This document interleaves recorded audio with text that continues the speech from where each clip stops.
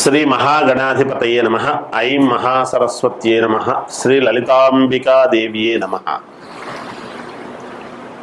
ఈ క్రోధీనామ సంవత్సరము సహజంగా 12 రాసుల వాళ్లకు కూడా ఎలా ఉంటుంది అనేటువంటి దాంట్లో పండుగ రోజు అందరికీ తెలియజేసుకున్నాం. కానీ అన్ని రాసుల వాళ్లకు కూడా చిన్న చిన్న ఇబ్బందులు ప్రతి వాళ్లకు ఉంటాయి సమాజంలో. అవి పెద్దగా భూతద్దములో చూసుకొని ఇంకా జీవితంలో ఏదో అయిపోయింది, ఇంకా మాకు ఏమీ జరగదు, మేలు జరగదు, ఇప్పటికే చాలా ఇబ్బందులు పడుతూ వచ్చినాము ఇన్నేళ్ల నుంచి, ఒక్కొక్క రూపాయి ఎత్తిపెట్టుకుంటూ వచ్చి చాలా ఇబ్బందులు పడుతూ ఉన్నాము, లేదా ఒక ఇల్లు కొనాలంటే కొనలేకపోతున్నాము, లేదా ఇంకేదైనా ఒక ఉపకృతి చేసుకోవాలంటే చేసుకోలేకపోతా ఉన్నాము, ఆడపిల్లలు ఉన్నారే పెళ్ళిళ్ళు ఎలా చేయాలి అని, ఉద్యోగం కొడుకు మంచిది వస్తే బాగుంటుందని, ఇలా అనేక రకాల ఆలోచనలతో ఉంటారు ప్రజానీకం. సహజం అది. అయితే అన్ని రాసుల వాళ్లకు కూడా చాలా అనుకూలముగానే ఉన్నది. చిన్న చిన్న లోపాలు ఉంటే దాన్ని ఏదో మామూలుగా సర్దిద్దుకోవచ్చు. ప్రతిదీ డబ్బుతోనే సమస్య కాదు. ముందు మానవత్వం అనేటువంటిది చాలా అవసరం సమాజంలో. దాన్ని చూసుకొని ముందుకు వెళ్ళాలి. అందువలన ఇప్పుడు ఈ రాశి ఫలాలు అన్నీ కూడా ఎవరెవరికి ఎలా ఉన్నాయి, ఏ రాశి వాళ్ళకి ఎలా జరగబోతుంది ఈ సంవత్సరం అంతా అనేటువంటి విషయాన్ని మనం ఇప్పుడు తెలుసుకుందాం. జయోస్తు. కర్కాటక రాశి వారికి ఈ క్రోధీనామ సంవత్సరం అంతా ఎలా ఉంటుంది అంటే, మొన్న ఉగాది పండుగ నాడు రాజపూజ్యత అవమానాలు, ఆదాయ వ్యయాలు తెలుసుకున్నారు.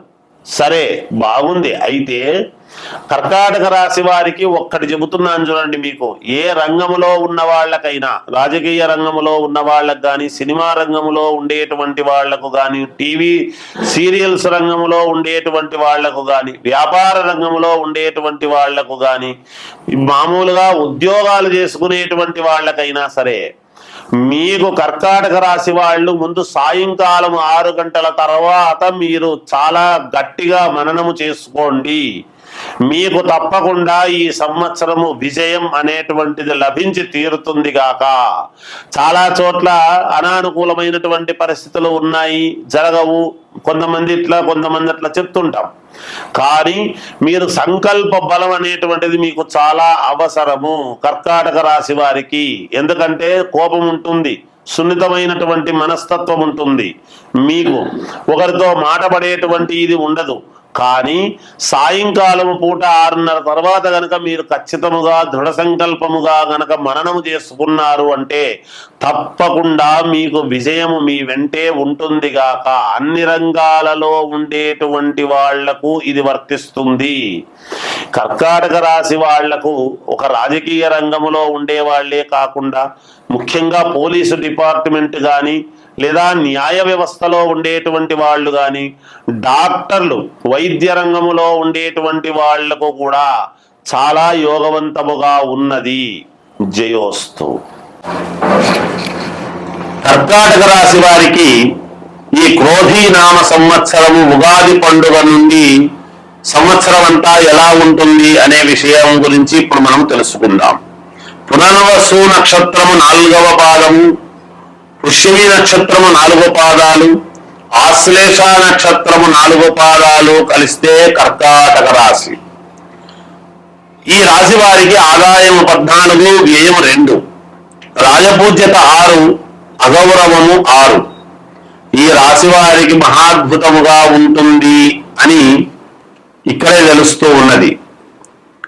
కర్కాటక రాశికి, కర్కాటక లగ్నానికి గాని చంద్రుడు అధిపతి. ఈ రాశి వాళ్లకు చంద్రుడు అధిపతి అంటే ఈసారి చంద్రుడు ధాన్యాధిపతి అయినాడు. అంటే ధాన్యాధిపతి అంటే చంద్రుడు మనఃకారకుడు కూడా కదా. అందువలన ఈ రాశి వాళ్ళు గనక ఒకవేళ రైతులు ఎవరైనా ఉన్నారు అంటే, తెల్లని ధాన్యం అంటే బియ్యముకు చాలా ప్రాధాన్యత కలుగుతుంది బియ్యము పండించేటువంటి వాళ్లకు. లేదా ఈ రాశి వాళ్ళు రైసు వ్యాపారం ఎవరైనా చేసుకుంటున్నారనుకోండి, వాళ్లకు మహాద్భుతం. బియ్యం చాలా రేటు పెరుగుతాయి, అనుకూలముగా ఉంటుంది, బాగా సంపాదించుకోగలుగుతారు.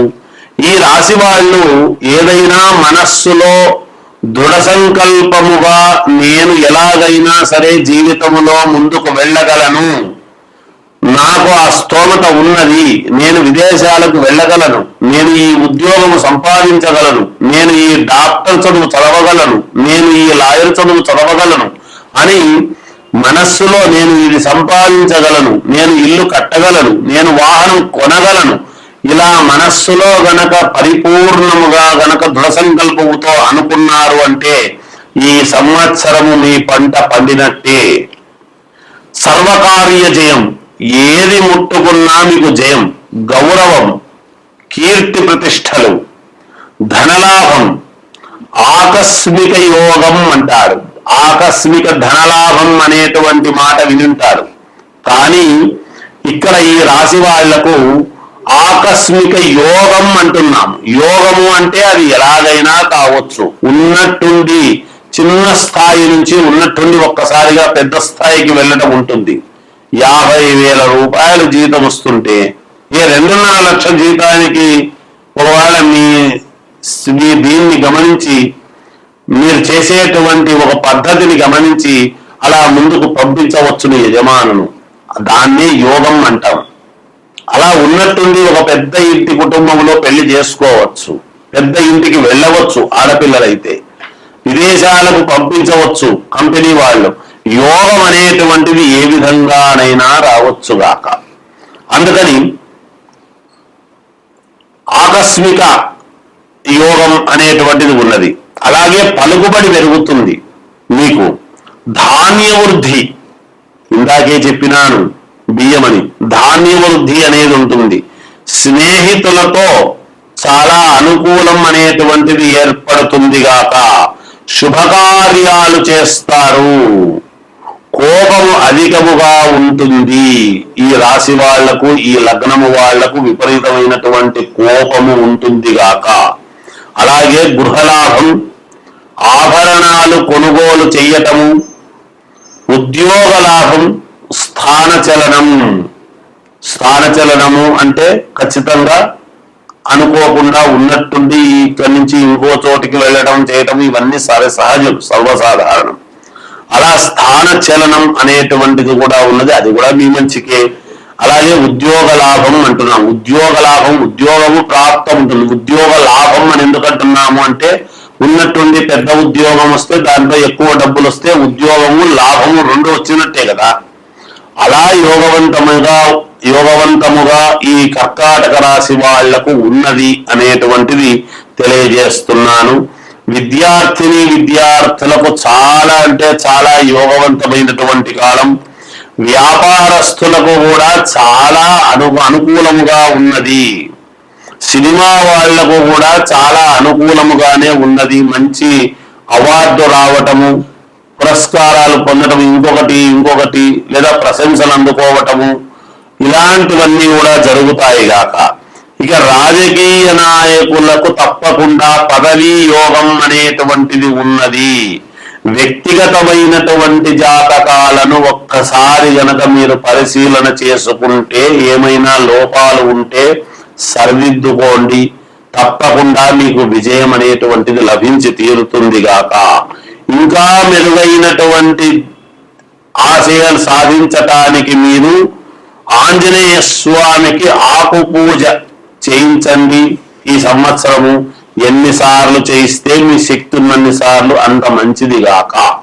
జయోస్తు.